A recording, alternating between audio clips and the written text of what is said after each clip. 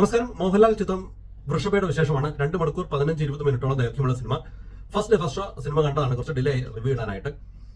ഇന്നലെ സിനിമയെ കുറിച്ച് കുറെ ട്രോള് കണ്ടിരുന്നു. മോഹൻലാൽ സിനിമയുടെ ഒരു പാൻ ഇന്ത്യൻ മോഹൻലാൽ സിനിമയുടെ അഡ്വാൻസ് സെയിൽ 1 ലക്ഷം പോലും, ഒരു പവൻ സ്വർണ്ണത്തിന് 1 ലക്ഷം രൂപയുണ്ട്. അഡ്വാൻസ് സെയിൽ 1 ലക്ഷം രൂപ പോലും വരാത്ത ഒരു സിനിമ എന്ന് പറഞ്ഞ് ഇത് ചെയ്യുമ്പോൾ കുറെ ട്രോൾസ് ഫേസ്ബുക്കിലൊക്കെ കണ്ടപ്പോഴും ഞാൻ വിചാരിച്ചു സിനിമയിൽ എന്തെങ്കിലും മാജിക് ഉണ്ടാവും, സിനിമ ഇതെല്ലാം പോസിറ്റീവായിട്ട് വന്നാൽ ഇതെല്ലാം തൂക്കി പറത്തു എന്നൊക്കെ വിചാരിച്ചു. പക്ഷേ സിനിമ കണ്ടപ്പോൾ എനിക്ക് പ്രത്യേകിച്ച് യാതൊരുവിധ ഹൈ മൊമെന്റ്സും തരാത്ത സിനിമയാണ് വൃഷഭ.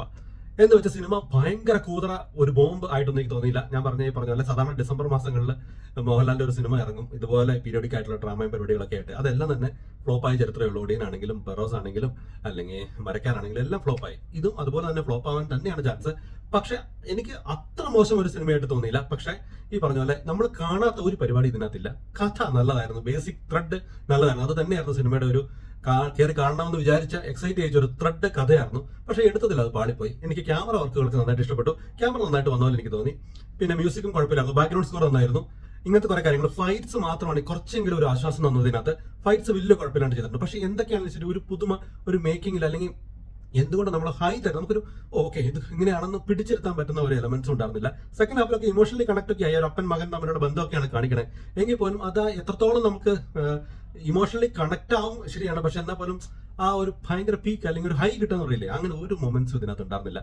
കണ്ടിരിക്കാം, നമ്മുടെ ശ്രദ്ധ മാറിപ്പോകുന്നില്ല എന്നുള്ളൊരു കാര്യമായിരുന്നു. ഫസ്റ്റ് ഹാഫിൽ പക്ഷേ ചില സാധനങ്ങളൊക്കെ തുടക്കം മുതലേ ഭയങ്കര ഡ്രമാറ്റിക് ആയിരുന്നു. നാച്ചുറൽ ആയിട്ട് ഒരു പരിപാടിയും പീരിയോഡിക് ഡ്രാമയിൽ അങ്ങനെ സംഭവം പ്രതീക്ഷിക്കാൻ പാടില്ലായിരിക്കാം. എങ്കിലും ഈ പറഞ്ഞ പോലെ നമ്മളിങ്ങനെ പല തെലുങ്ക് സിനിമകളും ബാഹുബലി കാണുന്നു, കൽക്കി കാണുന്നു, അല്ലെങ്കിൽ നമ്മൾ ഈ അടുത്ത് ഇറങ്ങുന്ന കുറെ കണ്ട സിനിമ, ഇതെല്ലാം നമ്മൾ കണ്ട ശേഷം ഇങ്ങനത്തെ കാണുമ്പോൾ പുതിയതായിട്ട് ഒന്നും തന്നെ കാണാനില്ല. അതാണ് ഈ സിനിമയിൽ പറ്റിപ്പോയെന്ന് എനിക്ക് തോന്നുന്നു. ഇനി പെർഫോമൻസുകൾ പറയുകയാണെങ്കിൽ മോഹൻലാലിന്റെ പെർഫോമൻസ് എനിക്ക് ഭയങ്കര ഗംഭീരമായിട്ടൊന്നും തോന്നിയില്ല. ഒരു ശരാശരി പെർഫോമൻസിന് അപ്പുറത്തേക്ക് ഭയങ്കരമായിട്ടൊന്നും ചെയ്യാൻ മോഹൻലാലിനും ഇല്ല. അതാണ് പ്രശ്നം. പുള്ളി ആ പാട് എനിക്ക് തോന്നിയത് നല്ല ഫിറ്റ് ആയിട്ടിരിക്കണ തോന്നി. ഈ ഫൈറ്റ് സീൻസിലെല്ലാം നല്ല ക്ലാസ് ആയിട്ട് ഫിറ്റ് ആയിട്ടിരിക്കണ പോലെ തോന്നി. പക്ഷെ എന്ത് ചെയ്തിട്ടും ഈ സിനിമയെ രക്ഷിക്കാൻ സാധിക്കാത്ത രീതിയിലുള്ള ഒരു സ്ക്രീൻ പ്ലേ ആയിട്ട് എനിക്ക് തോന്നി. അത്രത്തെ ക്ലൈമാക്സ് ഒക്കെ എനിക്ക് തീരെ വർക്കായില്ല. മൊത്തം ക്ലൈമാക്സിൽ ഇതെല്ലാം തീർന്നിരിക്കുമ്പോൾ പിന്നെ ഒരു ഫൈറ്റും കൂടെ വന്നിട്ട് മൊത്തത്തിൽ അങ്ങോട്ട് സെറ്റായില്ല. പിന്നെ എനിക്ക് തോന്നിയത് പാട്ടുകളും ബാക്ക്ഗ്രൗണ്ട് സ്കോർ നന്നായിരുന്നു ഞാൻ പറഞ്ഞു. പിന്നെ ഒരു പയ്യനുണ്ട് നമ്മുടെ മോഹൻലാലിന്റെ മകനായിട്ടുള്ള, പുള്ളി ആ റോൾ നന്നായിട്ട് ചെയ്തുപോലെ എനിക്ക് തോന്നി. മൊത്തത്തിൽ ഞാൻ നിങ്ങളോട് റെക്കമെൻഡ് ചെയ്യില്ലാത്ത ഒരു സിനിമയാണ്. അങ്ങനെ മസ്റ്റ് വാച്ച് എന്നൊന്നും പറയാൻ പറ്റാത്ത ഒരു സിനിമ.